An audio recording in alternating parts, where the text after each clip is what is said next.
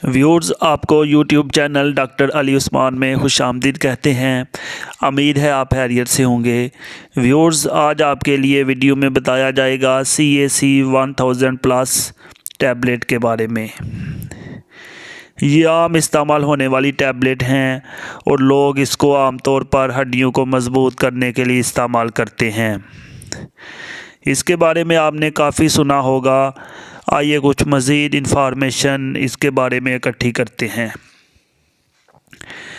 Viewers, CAC 1000+ में ascorbic acid मौजूद होता है, कैल्शियम कार्बोनेट मौजूद होता है, सोडियम बाइकार्बोनेट मौजूद होता है और इसके साथ कैल्शियम लैक्टेट मौजूद होता है।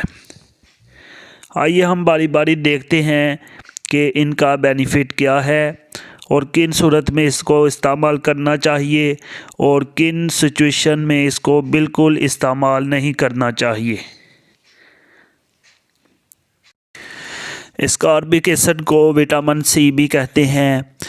ये वाटर में सॉल्युबल होता है, यानी कि जिस्म में ये स्टोर नहीं होता, ये जिस्म से बाहर एक्सक्रीट आउट कर जाता है। इसके अलावा कुछ विटामिन ऐसी होती हैं जो फ़ैट सॉल्युबल होती हैं, वो जिस्म के लिए ज़्यादा नुकसानदेह होती हैं। इसका अगर नेचुरल सोर्स देखें तो नेचुरल सोर्स में ये ज़्यादातर बंद गोभी के अंदर, टमाटर के अंदर, आलूओं के अंदर और सब्ज़ और सुर्ख मिर्चों के अंदर मौजूद होती है।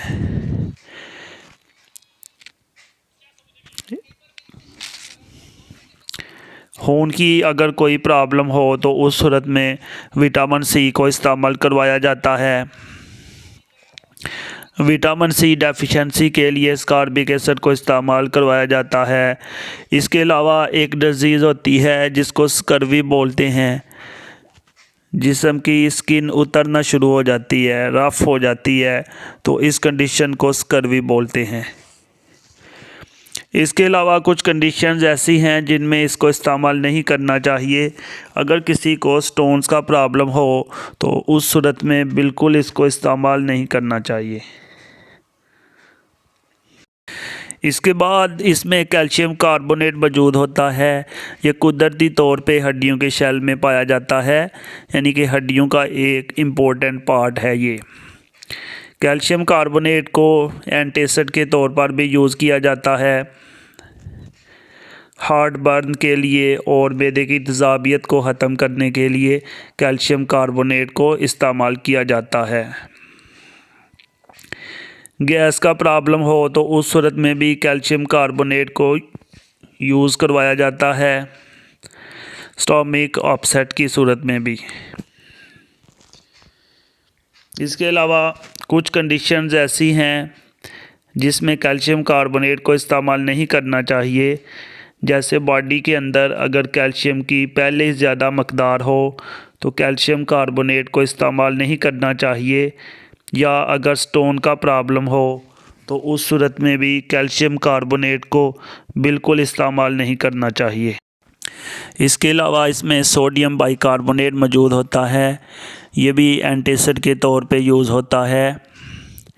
अगर पेशाब में जलन हो, एसिडिटी ज़्यादा हो या स्टोमिक के अंदर एसिडिटी ज़्यादा हो तो उसको ख़त्म करने के लिए सोडियम बाइकार्बोनेट को यूज़ किया जाता है। मसल्स में खिंचाव हो तो उस सूरत में भी सोडियम बाइकार्बोनेट यूज़ करवाया जाता है। इसके अलावा कुछ कंडीशंस ऐसी हैं जिसमें सोडियम बाइकार्बोनेट को इस्तेमाल नहीं करना चाहिए, जैसे बॉडी के अंदर कैल्शियम की मकदार पहले ही ज़्यादा हो, स्टोन्स का प्रॉब्लम हो, उस सूरत में सोडियम बाइकार्बोनेट को इस्तेमाल नहीं करना चाहिए। इसके अलावा एक और कंपोनेंट जो इसमें मौजूद होता है वो है कैल्शियम लैक्टेट। ये भी कैल्शियम का एक बहुत बड़ा सोर्स है। कैल्शियम डेफिशिएंसी की सूरत में इसको इस्तेमाल किया जाता है। बोन्स का प्रॉब्लम हो, टीथ का प्रॉब्लम हो, नर्व्स का प्रॉब्लम हो, सेल्स, मसल्स और हार्ट इनकी डेवलपमेंट ठीक तरह से ना हो रही हो तो उसके लिए कैल्शियम लाजमी जुज़्व है। और कैल्शियम लैक्टेट कैल्शियम का बहुत बड़ा सोर्स है। इसके अलावा इसको बच्चों में यूज़ करवाया जाता है, प्रेग्नेंट और ब्रेस्ट फीडिंग वोमेन में इसको यूज़ करवाया जाता है। अगर हड्डियां कमज़ोर हो गई हों तो उस सूरत में इसको इस्तेमाल करवाया जाता है। लेकिन याद रखें, CAC 1000+ कभी भी स्टोन्स की सूरत में इस्तेमाल नहीं करनी चाहिए, या अगर किसी का हार्ट फेलियर हो तो उस सूरत में भी इस्तेमाल नहीं करना चाहिए। और सबसे इम्पोर्टेंट बात कि CAC+ 1000 जो है ये चूने के पत्थर से कैल्शियम हासिल होती है। अगर इसका इस्तेमाल ज़्यादा किया जाए तो ये बॉडी में स्टोर हो जाती है और स्टोन्स बना सकती है।